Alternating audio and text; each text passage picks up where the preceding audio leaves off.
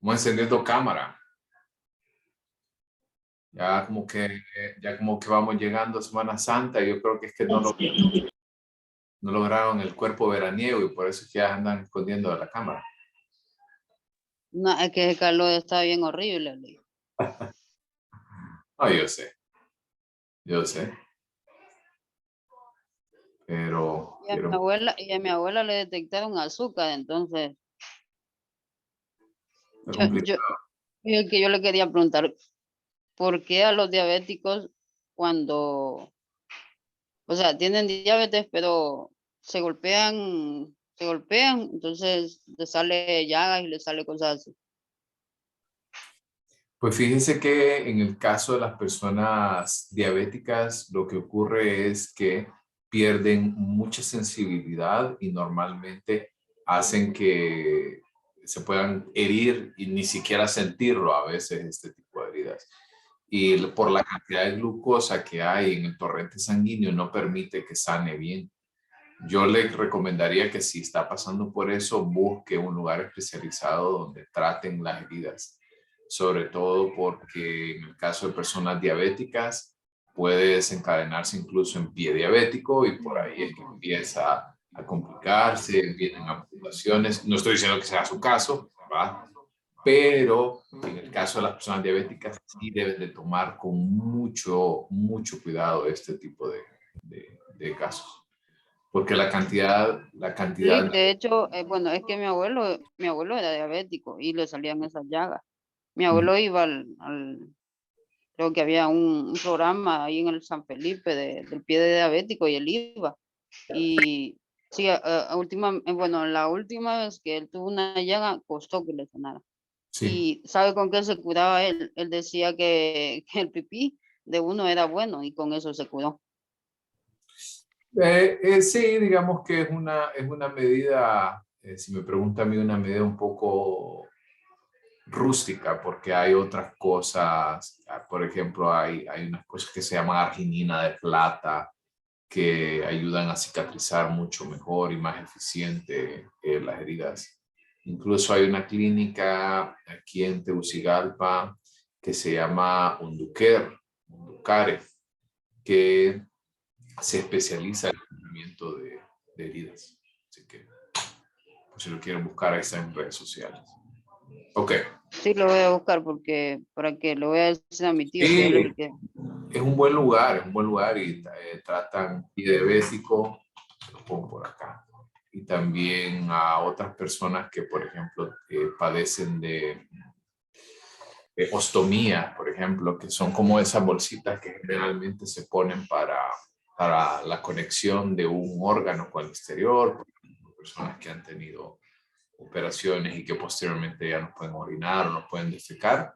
Es una ostomía, ellos la tratan y son muy, bueno, la verdad que creo que es la única clínica privada que está, que trata eso. Gracias, Lee. Ahí vamos a ir. A la orden. Ok, hoy iniciamos... por cierto, Onela dice por ahí que estaba en la audiencia de Hokumu. ¿Qué pasó? No he visto, ni he visto redes sociales, la verdad. No, vale, Cuente, ¿qué pasó? hoy se suponía que se sabía si lo iban a extraditar y no dijeron nada. Pero ¿y entonces? ¿En qué terminó? No quedaron nada. Le están dando Todavía largas. ¿En qué? no Le quedaron en están nada. dando largas al caso, Lee. Que volvieron a dar una tercera fecha entonces. Okay. Bueno, esperemos. Ok. ¿Y qué vamos a hacer? Ya se sabe, Lee. Vamos a ver. Ok. Vamos a continuar el día de hoy hablando un poco acerca del aprendizaje. En el caso del aprendizaje, nosotros vimos, recién estábamos observando el día lunes, que estábamos hablando acerca de... le dieron una hora de receso para que respirara y tomara vitaflenaco, tal vez.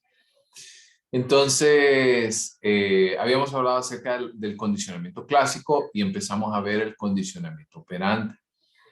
Haciendo como un recuento por ahí, y voy a poner mi pantalla ahorita, y me confirman por favor si estamos viendo ya pantalla completa. ¿Sí? ¿Verdad? Tele. Gracias. Tele. Ok, entonces apaguemos por ahí la cámara para lo que viene. Ok, entonces, en este caso, habíamos hablado de los dos componentes del condicionamiento, ¿verdad? Que era el condicionamiento,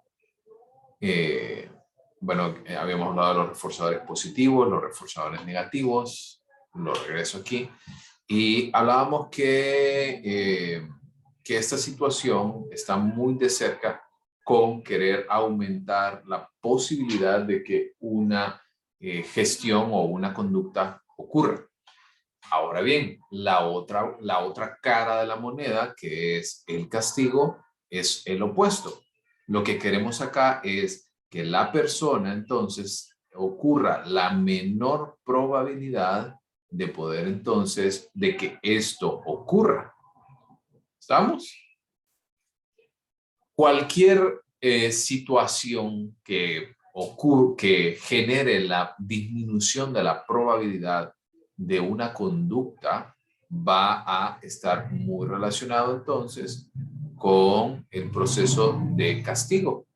Y nosotros debemos de entender que la situación alrededor del castigo generalmente es una técnica que se ha empleado en muchos ámbitos, pero el castigo puede ser un castigo físico, puede ser un castigo de lo más frecuente ahora, como quitarle el dispositivo a un niño, o por ejemplo en el caso de las leyes de tránsito, por ejemplo, que es de lo más frecuente, que ocurra entonces que nosotros no hagamos algo, no demos una vuelta en U, o no hagamos algo en específico por miedo a que nos pongan una multa. O, por ejemplo, no hacemos algo por miedo a ser juzgados, a pasar por un proceso penal, por ejemplo. Entonces, esos son los castigos generalmente. Cualquier acción que vaya en torno a evitar que una conducta ocurra. El condicionamiento como tal es un proceso selectivo, y al ser selectivo es más fácil condicionar conductas. Las conductas que generalmente un animal puede hacer, a diferencia de los seres humanos, que ahora vamos a ver un poquito más adelante. Por ejemplo, volviendo a nuestro ejemplo que veíamos el día lunes de las mascotas, si tengo entonces elementos que me permitan a mí poder enseñarle y poder instruir al individuo en esta situación, al animal en esta situación, mayor probabilidad de éxito vamos a tener. Como por ejemplo, quizás nosotros podemos entender que este tipo de situaciones van a estar asociados con el estímulo que reciba una condición. Si nosotros recibimos un estímulo, si nosotros hacemos entonces que el individuo presente este tipo de conductas, vamos a ir aprendiéndolo en la medida que vamos reforzando esta conducta. Así como en el caso del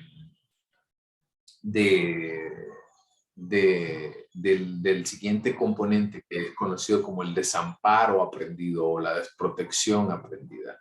Este es un ejemplo que de nuevo, ¿verdad? Raya por fuera de lo ético, ¿verdad? Pero a veces tenemos que pasar por estos caminos, tenemos que pasar por estos caminos para saber qué es lo que hemos hecho y que era algo malo. Pues les quiero contar lo siguiente. Se hizo un experimento en el cual un perro era colocado en un piso, que era un piso que tenía rejas, el cual tenía dos lados.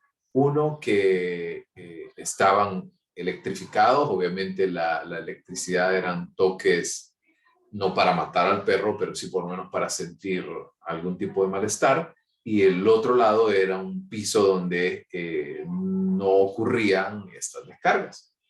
Entonces, cuando el perro estaba en el piso enrejado, posiblemente o tal vez podían administrarse algunas descargas eléctricas. Todo dependía de si había una luz y cuando esa luz se disminuía en la intensidad, esto hacía que ocurriera entonces una descarga. Lo interesante de esto es que cuando el perro no le daba la oportunidad de moverse de una reja a la otra y entonces ocurría el proceso de descarga, simplemente lo que hacían era, ni modo, rendirse y aceptar que la descarga iba a ocurrir. Y esto es lo interesante, porque nosotros hacemos esto. Y esta es una situación que nosotros también hacemos. Como por ejemplo, cuando, vaya, ahorita, hemos estado hablando acerca del tema de lo de Job. Y cuando estábamos hablando acerca de esta situación, quizás nos dimos cuenta que hay algunas cosas que de repente ustedes o todos nosotros como hondureños nos damos cuenta que de repente o probablemente puede salir libre, ¿cierto? Y esto es algo que hemos aprendido porque muchas veces ya hemos vivido esta experiencia. Hemos vivido una y otra y otra y otra y otra vez. Entonces, claro, ¿qué nos queda? Simplemente en algunos casos aceptamos este destino. Y esto es algo Lick, así como, por ejemplo, cuando estábamos en las elecciones, todo el mundo estaba pensando que iba a haber fraude. Exactamente. Entonces, eso es un proceso que se conoce como un desamparo aprendido o desesperanza aprendida. Porque nosotros, entonces, nos acostumbramos y decimos, bueno, ni modo, ya no hay más por hacer, ni modo, y ya como, puchica, bueno, ¿qué se le va a hacer? Y eso es lo interesante, que si bien es cierto, se trató de comprobar por medio de de un animal, pero nosotros como seres humanos lo desarrollamos y lo aprendemos constantemente. O por ejemplo, pensemos en relaciones de pareja. Cuando vaya en el caso, por ejemplo, la violencia doméstica, es un ejemplo de desamparo aprendido, donde la mujer, por ejemplo, que conste, no quiere decir con esto de que ¿cómo les puedo decir? Que lo comparto o lo apoyo. Lo que les quiero contar en este caso, por ejemplo, es que vaya, en el caso de la mujer, cuando ve que el hombre bebe, entonces ya sabe que, por ejemplo, es más probable de que ocurra entonces un episodio de violencia doméstica. Y simplemente lo que hacen es prepararse ante eso.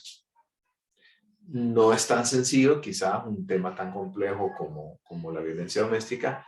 Lo expliqué así en términos como muy sencillos, quizás es mucho más complejo porque involucran otras cosas, otras personas, otras acciones de por medio. Y eso obviamente no tiene ninguna forma fácil de explicar. ¿Ok? ¿Estamos bien? Sí. Ok. Sí, También podemos nosotros utilizar el condicionamiento operante por medio de dos técnicas en específico, que son la técnica de la biorretroalimentación y la neuroretroalimentación. En el caso de la biorretroalimentación, es un proceso en el cual nosotros estamos asociados con el proceso de entendimiento de nuestras funciones biológicas. Como por ejemplo, usted hace ejercicio, su presión sanguínea aumenta y por ende el pulso cardíaco generalmente va a aumentarse.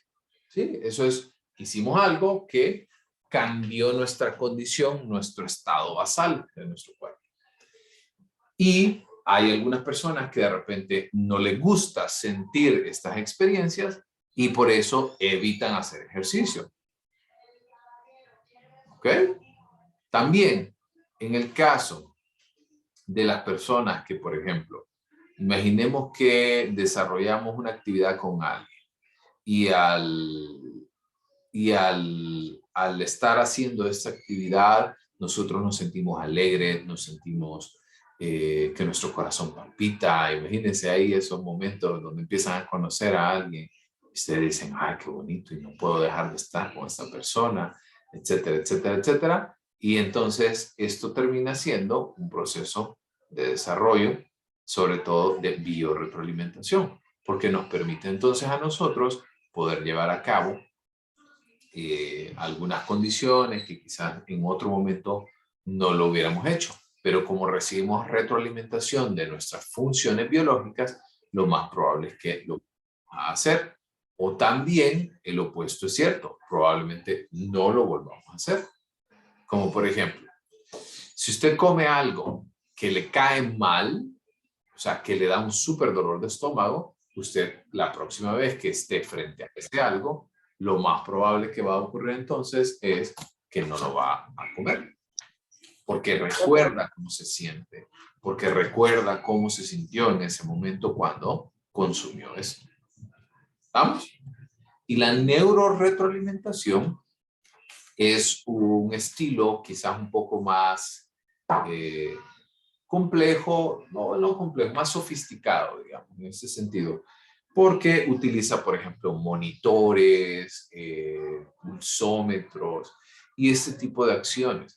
Y lo que hacen es que pueden monitorear el desarrollo de una actividad, como por ejemplo, se lo voy a poner con un ejemplo específico. No sé si ustedes han escuchado algo acerca de un lugar que se llama Asociación Arca de Esperanza. No sé si lo han escuchado alguna vez. ¿Nadie? Ok. Si no, los invito a que lo puedan buscar en redes sociales o vayan. Es un lugar muy bonito donde brinda muchos servicios, por ejemplo, de estimulación temprana, brinda servicios, por ejemplo, para personas que tienen una discapacidad intelectual, brindan trabajo, acompañamiento, o, por ejemplo, cuando yo di una clase que se llama Psicología Evolutiva 1, los llevé a este lugar para que ellos participaran de los procesos de estimulación temprana en bebés y en niños. Y lo interesante es que también ahí dentro de esos procesos de estimulación utilizan el que es conocido como el de neuroretroalimentación, donde niños que ya llegan con un diagnóstico, por ejemplo, de trastorno por déficit de atención e hiperactividad, les ayudan, por ejemplo, a poder mejorar las capacidades de atención. Y lo hacen, por ejemplo, se le conectan varios electrodos a su cerebro, todo esto en la parte superficial del cuero cabelludo, y entonces se le coloca al niño dentro de un espacio confinado y empieza a ver una película. Y al ver la película, entonces, la película puede detectar, porque tiene sensores de calor en específico, y detecta cuando el niño entonces está prestando atención a la pantalla y no a otras cosas. Lo interesante de esto es que cuando el niño empieza a perder la atención, la imagen se empieza a distorsionar. Se vuelve más opaca, se vuelve más lenta o el volumen quizás puede sufrir algún tipo de alteración.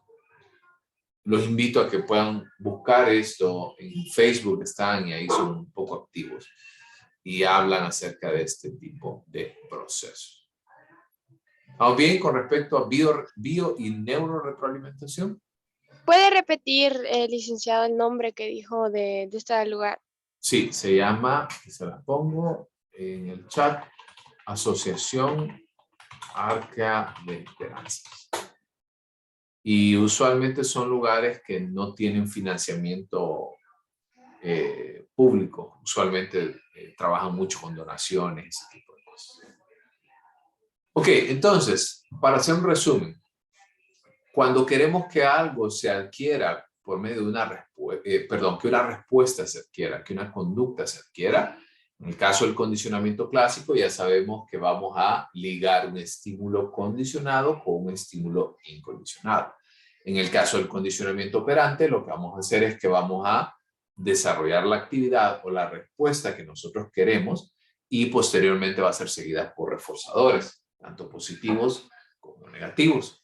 Y en lo opuesto, que es la extinción de una respuesta, o sea, que ya no ocurra esta respuesta, en el condicionamiento clásico vamos a parear el estímulo incondicionado con un estímulo condicionado para entonces disminuir la fuerza de la frecuencia de esta respuesta. Y en el condicionamiento operante, pues vamos a utilizar entonces el proceso que es conocido como castigo para extinguir entonces estas respuestas. Un ejemplo, por ejemplo, pensemos en una actividad que usted quiere adquirir y que usted quiere extinguir como tal. En el caso del plano horizontal es el número de ensayos que toma y vamos a ver cómo va a ir extinguiéndose esta conducta. Como por ejemplo, si nosotros pareamos un estímulo condicionado con un estímulo incondicionado, va a decrecer como tal, ¿verdad? Lo que pensábamos anteriormente. Por ejemplo, si yo pareaba el sonido de la campana con la comida, el perro salivaba, generábamos la respuesta. Pero si yo al mismo tiempo, por ejemplo, pareo el estímulo que quiero extinguir con un estímulo incondicionado que va a pasar de igual manera, por ejemplo, como mensajear y conducir, por ejemplo, yo asocio el mensajear y conducir con una multa, con un accidente, lo más probable es que esta condición va a extinguirse. Si nosotros, por otra parte, desarrollamos el estímulo condicionado solo, lo más probable es que va a ir descendiendo en la medida que pasa el tiempo, así como cuando nosotros permitimos que ocurra un descanso y posteriormente veamos el desarrollo de la respuesta que queremos extinguir. Por otra parte, en el caso del condicionamiento clásico ocurren también dos componentes importantes, que es la generalización y la discriminación. Como por ejemplo, en el caso de la generalización, hace referencia a que las situaciones o estímulos pueden parecerse lo suficiente como para que los aprendices reaccionen ante uno de la manera en que aprendieron a reaccionar ante el otro. Por ejemplo, si usted tuvo una mala experiencia en una relación, porque quizás la persona le falló, le engañó, qué sé yo, y usted se encuentra con otra persona con características similares, ¿a qué conclusión va a llegar?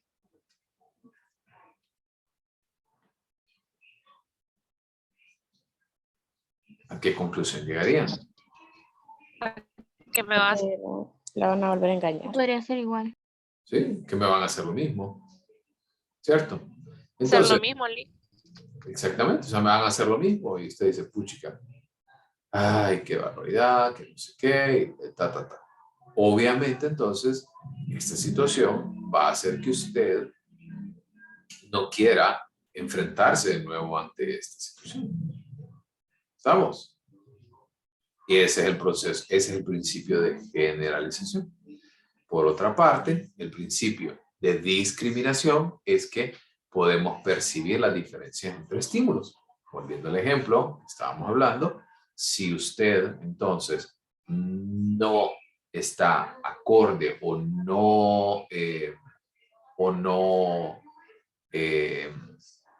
visualiza las diferencias entre una persona y la otra, obviamente va a tener un mayor grado de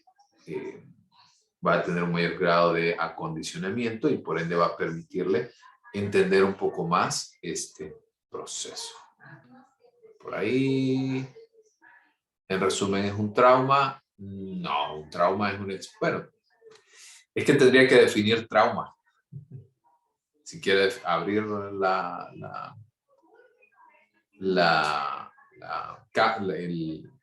cámara. Si quiere abrir, perdón, su micrófono y definirme qué sería para usted entonces trauma.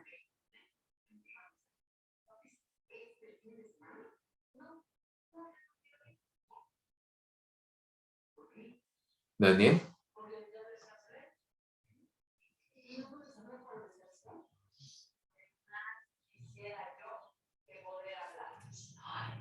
Ok, bueno, como les digo, todo depende de la situación que nosotros entendamos y sobre todo el tema de trauma es un tema bien amplio.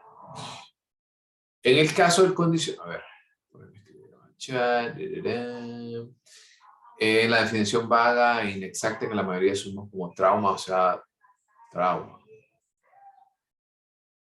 No lo entendí. Ana, ¿cómo podemos llevar un trauma? Bueno, asumo cómo sería, cómo tratar un trauma. En este caso, lo mejor que se puede hacer es ir a psicoterapia. Eso es lo mejor que se puede hacer una vez que nosotros entendamos la raíz de los procesos que nos han cambiado nuestra vida y sobre todo que también ha imposibilitado que de repente tengamos la experiencia en este sentido. En ese momento nosotros lo vamos a comprender por completo y por ende vamos a poder sanarlo como tal. Entonces, esa es la mejor manera que yo les podría decir realmente de cambiar nuestro estado en cuanto al trauma. Por ahí. Eso me parece que se parece a que muchas personas que han sido lastimadas en el tema de romance se alejan debido a que lo generalizan y relacionan a que el amor en todos los casos lleva al dolor, ¿no? Así es. Incluso esto nosotros lo podemos experimentar en muchas áreas. Por ejemplo, si usted comió algo que se parece a eso que va a comer, probablemente ya no lo va a hacer, ya no lo va a disfrutar de la misma manera. O probablemente tiene una experiencia en el trabajo que le llevó a un problema en otra condición anterior, va a generalizarlo. O, por ejemplo, tenemos experiencia donde de repente la persona no es capaz de separar estas condiciones, hablaríamos de generalización. La generalización y la discriminación ocurren en todos los ámbitos. Ahora bien, en el caso del condicionamiento operante, igual, ¿verdad? Las respuestas que nosotros hemos aprendido podemos generalizarlas de un estímulo a otros que son similares. Y la discriminación, de igual manera, va a ocurrir cuando el mismo estímulo da lugar a respuestas diferentes, pero similares.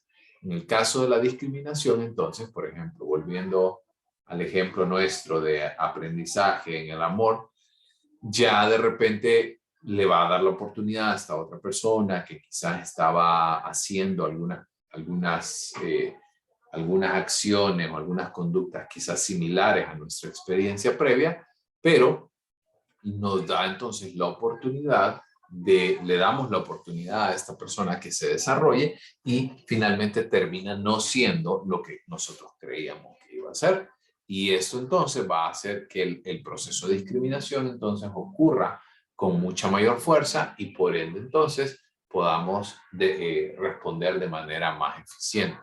Por otra parte, si termina siendo la conducta que sí esperábamos, obviamente esto va a reforzar la respuesta que nosotros tenemos y nos va a llevar entonces a un proceso de generalización todavía más fuerte. ¿Estamos bien? Sí, Sí, Ok.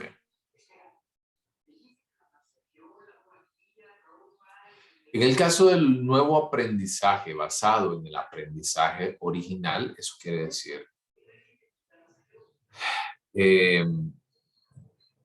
nosotros debemos de entender que cuando hablamos de aprendizaje original, ustedes recuerdan que habíamos hablado un poco acerca de cómo el individuo, ¿verdad? Si ustedes recuerdan un poco que esto era lo interesante que les quería recordar. Ustedes recuerdan que en la clase anterior que nosotros vimos acerca de aprendizaje, nos encontrábamos con que las personas, ¿verdad?, se les hace más fácil aprender una experiencia si la asociamos con un aprendizaje previo, un aprendizaje que nosotros ya tuvimos. Esta situación entonces nos lleva a que de parte del condicionamiento clásico vamos a utilizar un estímulo condicionado que ya ha funcionado para utilizar entonces un estímulo incondicionado para el entrenamiento posterior. Como por ejemplo, ¿cuántos de ustedes han luchado por hacer ejercicio, pero simplemente no han podido aferrarse a ese hábito? A ver, la verdad.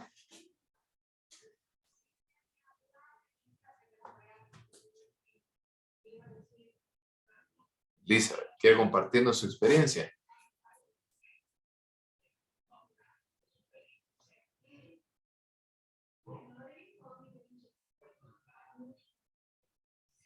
¿No? A ver, voy a leer. Vamos a ver. Qué raro.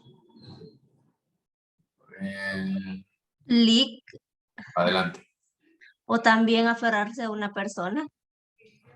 No, porque aquí lo que queremos es aprender algo nuevo. Aferrarse a otra persona ya es otra conducta distinta, porque más bien estaría repitiendo algo que ya ha hecho antes. Aquí lo que yo quiero explicarles es cómo nosotros adquirimos un aprendizaje nuevo según las dos corrientes. Pensemos, por ejemplo, en este hábito o en cualquier hábito que ustedes han querido hacer. Por ejemplo, aprender un nuevo idioma, hacer ejercicio, comer saludable. E indiscutiblemente en algún, por lo menos ahorita yo me atrevería a decir, y levanten la mano y escríbanme en el chat y sean sinceros con ustedes mismos, ¿cuántos de ustedes ya renunciaron a la meta de año nuevo que tenían? La verdad, que puede ser cualquier meta de año nuevo. Si lo quieren compartir al chat, mejor, para que sea un poco más participativa. Y si alguien quiere abrir el micrófono también, sería todavía mucho mejor. Vamos a ver qué dice en el chat. Andrea, a ver, ¿quién más? No puedo creer que nadie más de ustedes, o todos están cumpliendo sus metas de año nuevo. Yo, licenciado, con levantarme temprano, se me hace bastante difícil. Vaya, entonces, por ejemplo, Vilma, ¿qué técnicas usted ha utilizado para poder adquirir ese hábito? Bueno, en primer lugar, no desvelarme. Eso porque luego me levanto con pesadez, como hablábamos una de las clases anteriores. También tratar de organizarme porque siempre suelo hacer las tareas por la noche. Entonces, cuando no me doy cuenta y es bien tarde, pues pongo a utilizar el teléfono y al final, luego en la mañana, como estoy desvelada, no quiero levantarme temprano. Entonces, lo que hago es tratar de organizarme, escribir mis actividades, porque eso me ayuda bastante. Y así ya para las 10:30 ya puedo descansar tranquila y me levanto con ánimo. ¿Y por qué no? ¿Y por qué cree usted que no ha pegado el hábito? ¿Cómo dice? ¿Y por qué cree usted que el hábito no ha pegado entonces? Porque quizás no estoy haciéndolo como de la manera correcta, porque puedo hacerlo como de lunes a jueves, pero ya el viernes a veces salgo, el domingo o el lunes, entonces ahí ya como que pierdo la rutina. Exacto. Pero vaya, por ejemplo, si eso es porque lo has estado haciendo con base a sus experiencias previas. Y el problema es que cuando nosotros hacemos una y otra y otra y otra vez las mismas cosas que ya hemos hecho y que sabemos que no funciona, entonces obviamente ya sabemos el resultado que va a tener. Pero si entonces empezamos a hacer más bien otras acciones distintas a lo que nosotros ya hemos hecho, ahí es donde nosotros deberíamos de poder desarrollar esta actividad. Entonces, la pregunta es, ¿qué hábitos sí usted ha logrado quedarse y cómo lo ha hecho?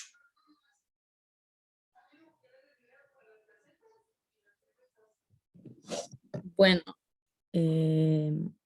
no sé si cabe aquí con los entrenamientos que hago a diario porque juego fútbol Ujú. y es algo que la verdad durante 6 meses que llevo entrenando no he faltado a ningún entrenamiento.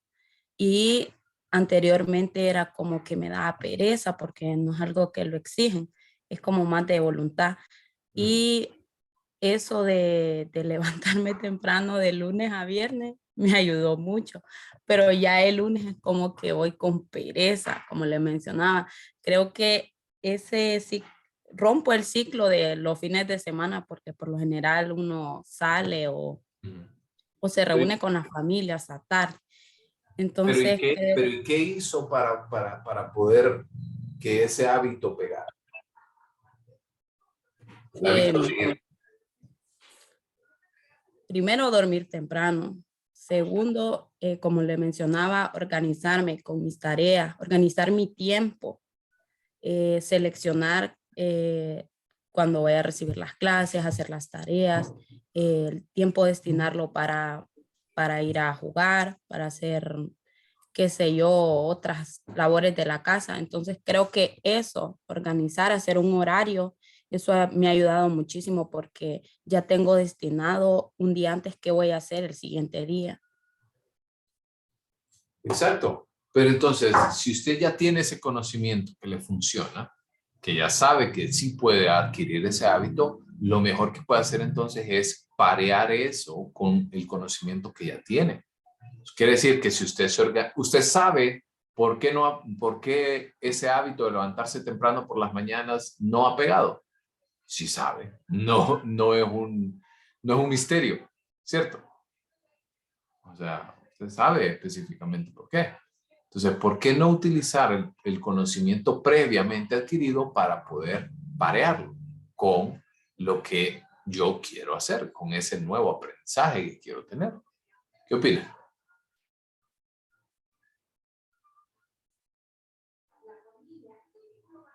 Se fue Vilma. Lick, entonces decir que lo que nos quiere dar a entender es que ese conocimiento lo podemos hacer como, vaya, como un juego de ajedrez, digamos. Si yo, vaya, por un ejemplo, si yo mañana quiero ir a caminar, un ejemplo, de 6 a 7 de la mañana, puedo cambiar esa rutina por otra. ¿Cómo? Digamos, en vez de ir a caminar, lo que puedo hacer, puedo ensayar, en mi ejemplo, puedo ensayar cantando. ¿Eso es lo que nos quiere decir o no? O sea, no es reemplazar, es utilizar la información que yo ya sé que me funciona para poder entonces adquirir ese nuevo aprendizaje. Vaya, le voy a poner en mi caso. En mi caso es al revés del de Vilma. Yo levantarme temprano puedo hacerlo sin ningún problema, pero quedarme despierto hasta tarde no lo puedo hacer. Entonces, ¿qué hago yo? Me levanto temprano para poder aprovechar el día y dormirme temprano. ¿Ok? Entonces, ya sé que yo funciono de esa manera y con base a esa información que yo tengo, utilizo entonces para adquirir estos nuevos aprendizajes. Ese es parear el estímulo condicionado con el incondicionado. Y la otra respuesta es que de nuevo, hablando un poco con el tema de aprendizaje, un nuevo aprendizaje basado en el aprendizaje original son los reforzadores primarios y secundarios. En el caso del reforzador primario, ¿qué tal? ¿Cómo le funcionaría a Vilma si, por ejemplo, cada vez que ella se levante temprano, se pueda regalar algo pequeño? No le diría que se compre comida porque iría entonces en detrimento de su forma física para jugar fútbol. Pero quizás si usted cada día que se levanta temprano se paga a usted misma 10 lempiras para ajustar algo y hacer lo que quiera con ese dinero, por ejemplo. ¿Funcionaría más? Probablemente sí. O probablemente si usted utiliza un reforzador primario como literalmente comida, agua, aquello que va detrás de nuestras necesidades primarias, ese es conocido como un reforzador primario. Y los reforzadores secundarios son aquellos en los que nosotros aprendemos a través de los reforzadores primarios y que quizás son un poquito más complejos. Porque muchas veces nosotros queremos adquirir, por ejemplo, tal vez no fama, pero quizás, por ejemplo, motivación para poder leer algo y leer ese algo es porque quisiera hablar con alguien sobre ese tema. Entonces, eso es un reforzador secundario porque realmente ya va mucho más allá de un estado básico como ser humano. ¿Se entiende? ¿Estamos bien por acá? Sí, Lee, perfecto. Ok. Y termino por acá con el tema de contingencias. En el caso del condicionamiento claso, nosotros podemos utilizar el sí entonces, que es conocido como una palabra, como una clave.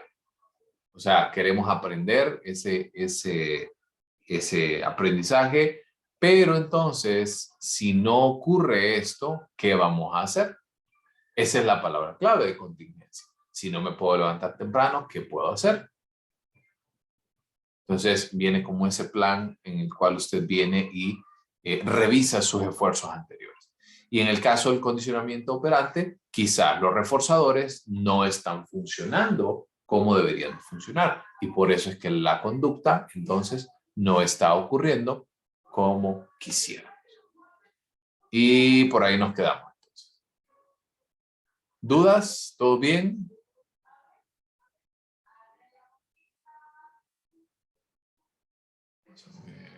Ya les voy a mandar ahorita la lista.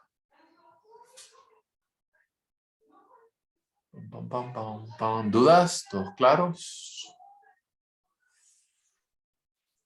Sí, licenciado. El link de la Dale. asistencia ya le envió, licenciado. Acabo de decir ahorita que lo voy a mandar. Ok, así que en la audiencia dice, pues, puchica, ya voy a encender también. Entonces el teléfono, no me acordaba. Ok, vamos encendiendo también sus cámaras entonces para despedir la clase del día de hoy. Entonces, el día de mañana continuamos con este tema. Ya nos estamos acercando un poco a finalizar los temas de la unidad 2. Este fin de semana ya voy a poder enviarles sus notas de los exámenes para que los puedan revisar. Me he tardado un poco porque, como notaron, fue un examen de preguntas abiertas, entonces un poquito más complejo de revisar. Pero esta semana van a tener ya sus notas del primer parcial completas. ¿Okay? Gracias y nos vemos el día de mañana, misma hora, mismo canal. Pórtense bien.